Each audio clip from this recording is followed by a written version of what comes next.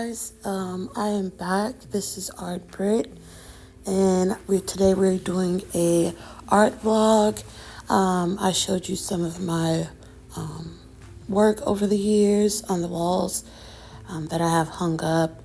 Today I have with me my beautiful daughter Zyler, and we are going to be doing some sketch sessions. I asked my son if he wanted to join. He's doing some things, so we will incorporate him next time. She is showing you some of her drawings that she has been practicing on. She draws from, freehand, and I downloaded Pinterest for her so she could learn some tutorials in Pinterest, which is a really good how-to app to do things. So she is enjoying that. She drew that, and she was proud of that. I'm proud of her for doing that. She is a young sketcher, drawer. She's 8, and she really likes creating things and telling stories behind them. So hopefully in the next few years we can get her more practice, and she does have a good imagination. Matter of fact, an excellent imagination. She always has stories to tell. So I was thinking that she could do some voiceovers, and we could incorporate some of her art and my art and her brother's art into her work and make little books out of them. Okay, she's just giving you a run through her sketchbook at this time. And yeah, I'm teaching her for how to do a setup, and we have this little IKEA table, and her grandma gave her some sketchbooks. She always gives us journals and stuff like that, so I said it's time to put them to use. She does have sketchbooks. Most of the pages have drawings in them, so yeah. This is a new sketchbook, a little sketch pad I started. So the first drawings are just what I came up off the rip. This was a whole drawing session. These 3 pages I'm showing you. I just started this book. I'm just now getting back into my art bag, and I'm really proud of myself. Also of her too. Creativeness runs through our family, not just me and my kids, but my mother as well. So we are going to start drawing at this point, and we're trying to find inspo to get our creative juices flowing. So she said she wanted to draw eyes. I told her that this is not they're not going to hear us on this. I'm doing a voiceover, so she wouldn't be able to, talk. I mean, she can, but sometimes she just kind of says crazy stuff. So I just told her I'll do a voiceover. You can say whatever. She was giving me art tutoring lessons, but I told her, no, baby, let's just freestyle. And she said, okay. And she's drawing some eyes that she learned from Pinterest, and I'm freestyling right here. I had to cut this video down. It was about 50 minutes. So when we started our session, we did an hour session. So that's pretty good to get those creative juices flowing. And I'm also doing this with her because she sometimes gets frustrated just with everyday things, and trying to help her work on her temperament. I started to notice that as I was growing up, I used art for my emotions. And when I got into adulthood and life started happening, I kind of repressed my emotions, especially my anger.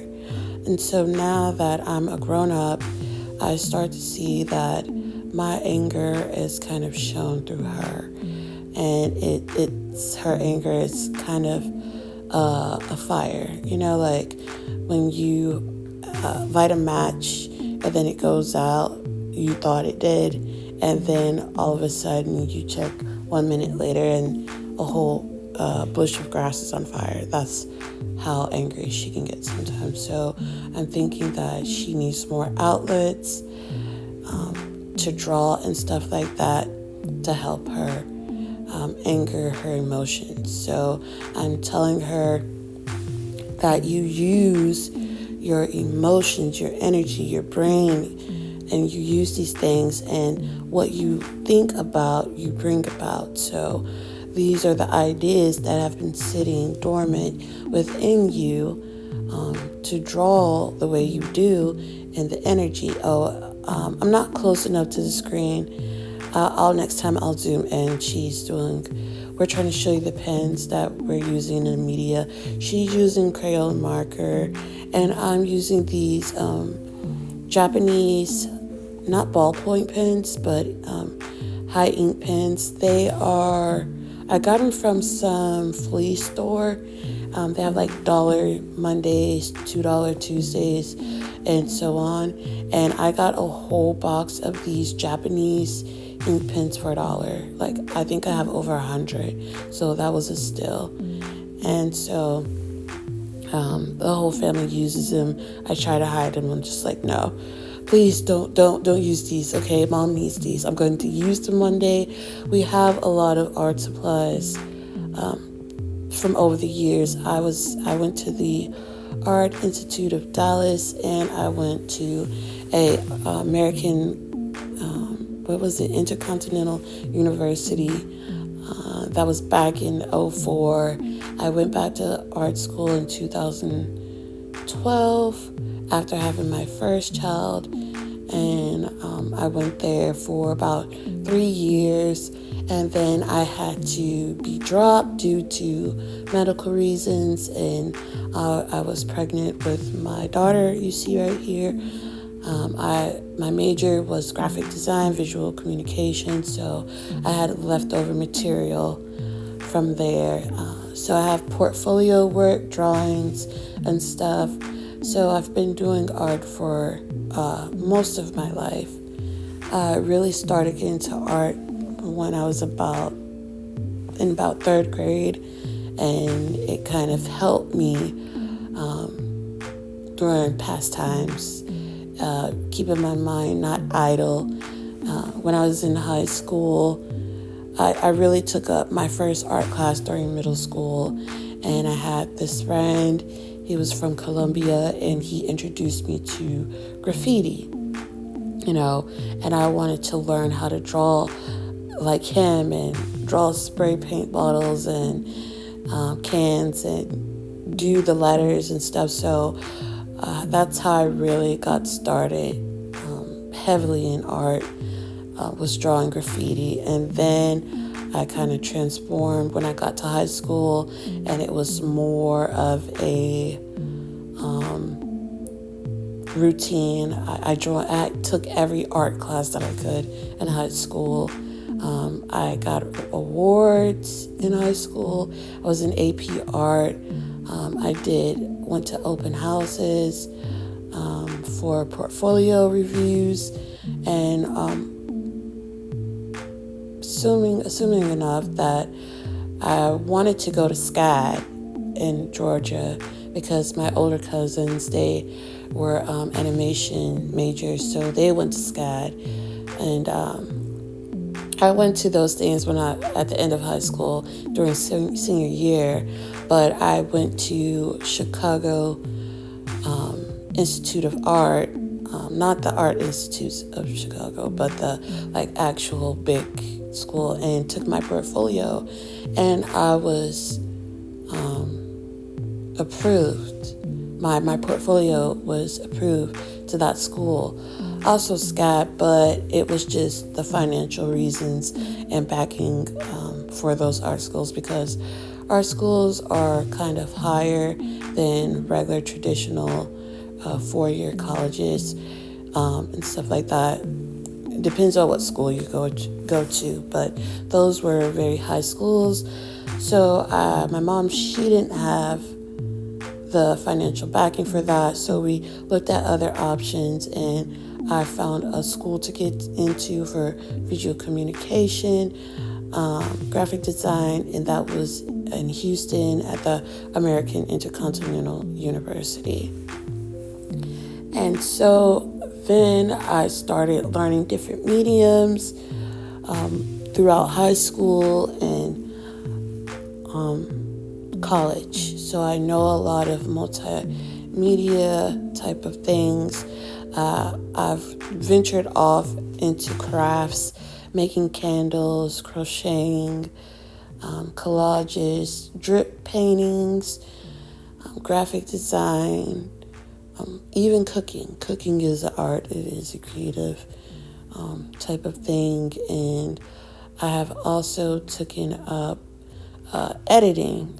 So I'm doing this right here, and I am learning how to just be an all-around artist. Even the music that you hear on my videos, I created those sounds. So not only that I don't get copyrighted by YouTube, because YouTube, they can copyright you and it'll frustrate you. You have to take the music off, go back and edit. So I decided to work in certain apps for music and loops. And if you guys could do that, it's not really that hard. You just have to have a rhythm and just keep going. She's learned how to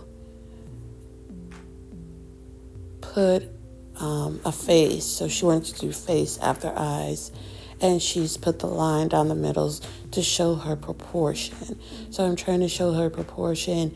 She saw a couple of tutorials off of Pinterest, and she's drawing. I don't know what she's drawing, but I know it's a person, and she'll always have a story after she gets done drawing of what the person does and how they operate and stuff like that. Okay. And now over here on my side, I'm drawing faces, and I just drawing a little bubble caption on there. And for the longest, I could not be creative at all. I was stuck in a rut for, I want to say, maybe over since 2018, 2019, 2020, maybe 3 years, three or 4 years. Like, I had my spiritual awakening, and then things just started getting weird, and I started to learn how energy works, how it can be manipulated, and that if you are not careful, you can run into the wrong people, and energy is transference. So I had to learn the hard way, but I'm happy that I'm able to pick back up a sketchbook and find my way back to art and be able to create this content and do these exercises with my daughter. She is a big inspiration for me to restart. And even my dad, losing my dad, he always used to brag to the people he was around about me being an artist and how I could draw, and how he wanted me to draw something for him and stuff. And I think after he passed, he kind of said, okay, now I'm crossed over. I'm now am part of your ancestry on the other side, and I am going to help you release these burdens of everyday life and trauma and illness that you have been going through, so you can have an outlet. And even though my mother is creative herself, I don't think after the last person that I was involved with, I could be able to heal properly. It just took a toll on my body and my mind. And then I started to have to do shadow work and understand that I was going through not a midlife crisis, but just going through a need to understand my emotions when I had learned to always repress them and oppress them and be oppressed and suppress them down. And it kind of made me ill because when you don't channel energy, emotions, it gets stuck in the body. And if you're out of alignment in your chakra system, it can consistently keep you in a stagnant bubble of energy. If you don't know how to do clearing work and stuff like that, the breakthrough does not happen, and then you carry on illness in the body. And I had to learn that the hard way. So I'm just glad that I'm taking it one day at a time and that I'm able to create not only this art we're doing on the table, but an actual home, an actual stability for my family, and being nurturing at the same time.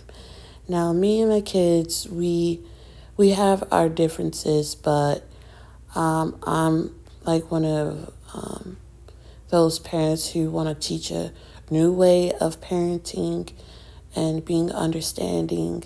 So I try to sit down with my kids, especially my daughter, when she's in her emotionals, and try to figure out how to calm her down and how to come up with solutions other than lashing out, okay? Because she can get a little bit violent, and I have to tell her to do safe hands and calm down or lay down. And I'll sit there, and sometimes, surprisingly, when I turn on background music, like I'll put on something that has something with a piano in it or lo-fi beats, it'll actually kind of calm her out. Now, sometimes parents will leave their child alone just to have a full blown out temper tantrum, but if you're not careful with that, that's when it becomes not neglect, but the child feels like you're not understanding what they're going through. So I try to sit there with her and tell her to calm down, and it's going to be okay, and reassure her, because she can get snappy sometimes, and she can kind of just go off on the deep end, and her brother sometimes doesn't realize that her emotions is not his emotions. So he is a little bit more calmer than her. So this art and showing her she needs not just timeouts, but she needs to learn how to channel her anger in a proper way, unlike her mom, and suppress it and then just go off the deep end into other avenues, such as I would say addiction, false relationships when she gets much older. I mean, life happens, but if we can not prevent these things, but find solutions so they know that there's other ways, maybe they will have the choice to understand when it does come to those things, they will pick the conscience thing. Because my child is being raised by a now self-aware, spiritually aware, consciousness aware parent. So, yeah. But anyways, back to her drawing. She's drawing dreads. I think those are locks or braids. And she loves drawing elf ears. And me on the side, I have this adhesive marble paper. So I wanted to do on the front of my sketch pad a cover up so I could kind of draw something on it. I need paint markers, and I also need, I guess I could use whiteout or something like that. I need to get more stickers. We were sticker fans. I had a whole bunch of stranger stickers, but I might go back to that flea place and find some more stickers. So in this part right here, I came up with the idea to draw mountains. I love drawing mountains for some odd reason. The mountains remind me of the 7D, 7 dimension, 777, the heavens, divine energy, as above, so below type of energy. And with those mountains, I do like drawing caves in them, just little peaks, because, there's other things in this world in those caves. I do collect crystals and stones and stuff like that. So just drawing, sketching, and it's like my hand is floating when I draw mountains and peaks. If you ever felt energy of being at peak, it is a crazy energy, and it releases all of your inhibitions and ambitions to just go out fully and do what you love. And I think I got it at a point at my spiritual journey when I had the giggles.